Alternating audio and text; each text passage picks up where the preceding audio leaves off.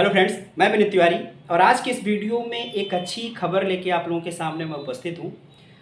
मुख्य मुद्दा यह है कि जो भी लोग गवर्नमेंट जॉब की तैयारी करते हैं उसमें कहीं न कहीं ओल्ड पेंशन स्कीम उसके वजह के रूप में वर्क करती है। आप लोगों को पता होना चाहिए कि 2005 से जितने भी सरकारी कर्मचारी जॉब में आते हैं, जिनके जितने भी लोगों की सरकारी जॉब लगती है, गवर्नमेंट जॉब पाते हैं, तो 2005 से सरकारी कर्मचारियों के लिए ओल्ड पेंशन स्कीम को ख़त्म कर दिया गया था सेंट्रल गवर्नमेंट के द्वारा। और उसके बाद सभी राज्य सरकारें भी उसे अपना ली थी। लेकिन धीरे धीरे ओल्ड पेंशन स्कीम की मांग की वजह से, एनपीएस में आने वाली कमियों की वजह से ओल्ड पेंशन स्कीम की मांग उठी और धीरे धीरे एक एक करके ज़्यादातर राज्यों ने, लगभग 5-6 राज्यों ने अभी हाल फिलहाल में 1-2 साल के अंदर में अपने यहाँ ओल्ड पेंशन स्कीम को लागू किया है, जिसके वजह से सेंट्रल गवर्नमेंट पर एक प्रेशर क्रिएट हुआ और लोगों की मांग को, उनके हितों को ध्यान में रखते हुए आज की न्यूज़ यह है कि जो हमारे वित्त मंत्री हैं निर्मला सीतारमण जी, उन्होंने लोकसभा में एक बात रखी है कि अब जितने भी गवर्नमेंट एम्प्लॉयज़ होते हैं उनके पेंशन के जो एनपीएस की कमियां हैं उसको ध्यान में रखते हुए जो कमियां निकल के आ रही हैं उनके सुधार के लिए एक कमेटी गठित करने की बात की गई है। जिस तरीके से महाराष्ट्र ने अभी घोषणा की, उसके पहले पंजाब ने घोषणा की, उसके पहले हिमाचल प्रदेश ने घोषणा की, उसके पहले छत्तीसगढ़ और राजस्थान और इस तरीके से आपका झारखंड, इस तरीके से कई प्रदेशों ने अपने यहाँ स्टेट लेवल से ओपीएस को लाने की पूरी घोषणा कर दी। लेकिन इसके पहले जो एनपीएस का सरकारी कर्मचारियों का, जो स्टेट के सरकारी कर्मचारी होते हैं, उनका जो पैसा है वो डिडक्ट हो के उनके सैलरी से 10% और 14% जो गवर्नमेंट देती है वो पूरा 24%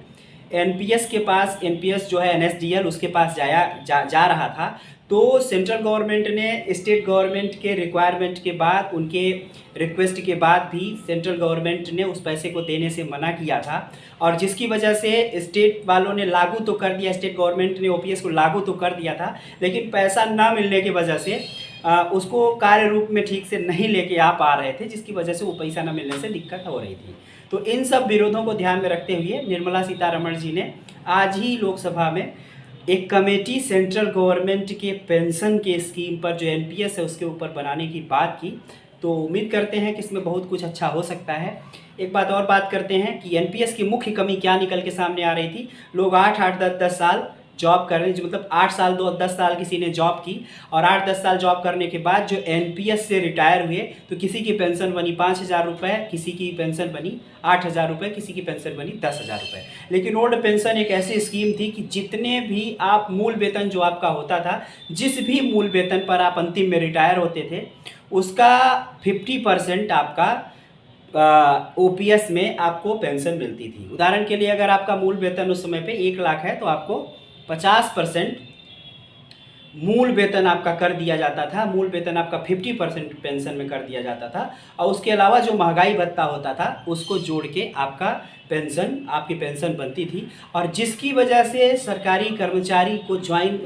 जॉब को ज्वाइन करने के बाद सरकारी कर्मचारियों को एक रिलैक्सेशन मिल जाता था कि बुढ़ापे में किसी प्रकार की कोई समस्या नहीं होगी और उनका जीविकोपार्जन ठीक तरीके से चलता रहेगा। डिपेंडेंसी इतने दिनों बाद, सरकारी नौकरी करने के बाद डिपेंडेंसी किसी पे नहीं बनेगी। इसका जो तार्किक आधार है वह भी आप लोगों के साथ अगर मैं शेयर करूं तो नॉर्मली ऐसा होता है कि कोई भी सरकारी कर्मचारी जॉब ही करता है, वह बहुत ज़्यादा सोसाइटी या बाकी चीज़ों को समय नहीं दे पाता, अपनी जॉब में रहता है, अपने घर परिवार की चीज़ों को करता है, तो सोसाइटी से एक तरीके से कट जाता है और जब वह रिटायर होता है तो कहीं न कहीं पेंशन ही उसका सहारा बनती है, क्योंकि सोसाइटी से अपने जॉब की वजह से पहले ही कट चुका होता है। अगर पेंशन भी उससे छीन ली जाती है और अगर वो 20 साल नौकरी किया और लास्ट में पेंशन अगर उसको 5,000, 10,000, 8,000 की मिलती है तो इस तरीके से बहुत ही ज़्यादा उसको समस्या अपने जीविकोपार्जन को करने में आती है। तो इसी बात को ध्यान में रखते हुए सरकारी कर्मचारी लोग अपना प्रेशर क्रिएट कर रहे थे, गवर्नमेंट से इसकी मांग कर रहे थे और अब सेंट्रल गवर्नमेंट ने उसको पहले तो इग्नोर किया कि यह संभव नहीं है, राजकोषीय घाटा वगैरह होगा, लेकिन अभी कमेटी बनाने की बात की है तो उम्मीद हो सकती है कि आगे कुछ बेहतर होगा। कुछ स्टेट गवर्नमेंट्स लागू कर दिया है लेकिन सेंट्रल गवर्नमेंट के बिना सपोर्ट के दिक्कतें आएंगी बहुत सारी। तो अगर सेंट्रल गवर्नमेंट इसको लागू कर देती है समय से तो सभी को, इसमें सरकारी कर्मचारियों को फ़ायदा होगा। और ये